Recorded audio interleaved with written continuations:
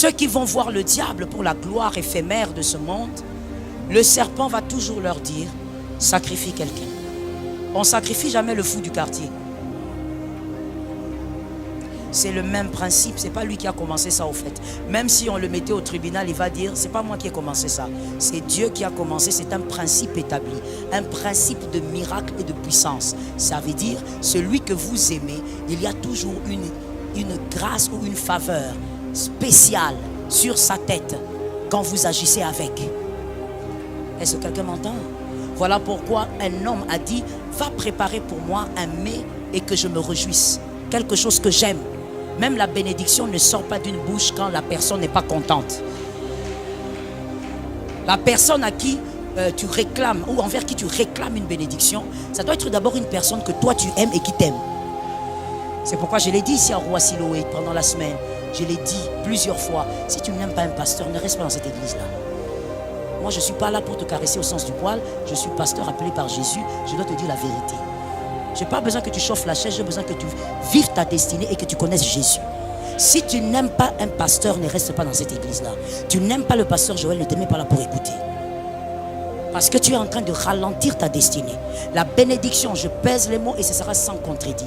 La bénédiction ne sort de la bouche d'un homme vers un autre que lorsqu'il y a un cordon d'amour. Quand il n'y a pas le cordon d'amour, tu n'aimes pas quelqu'un, tu vas là-bas parce que tu as vu des grandes choses, impose-moi la main transfert. Le transfert a des cordons. Si ce n'est pas l'amour, ça ne passe pas. Est-ce que quelqu'un m'entend bien? À ton âge, tu ne fais pas semblant, va rester là où tu crois et tu es convaincu.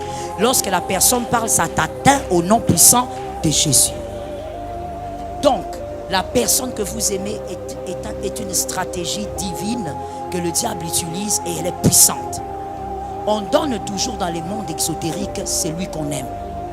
Pourquoi? Parce que c'est un cordon spirituel puissant. Et le serpent va passer par celui que tu aimes pour t'atteindre. Il ne passera pas par un ennemi.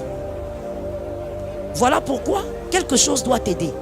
Si le serpent passe par l'un de tes parents que tu aimes beaucoup, comment tu fais pour savoir? Si le serpent passe par ton fils, comment tu fais pour savoir? Parce qu'il peut passer par ton fils aussi. Le serpent est passé par Pierre. Je peux poser la question aux intelligents et à ceux qui aiment les Écritures.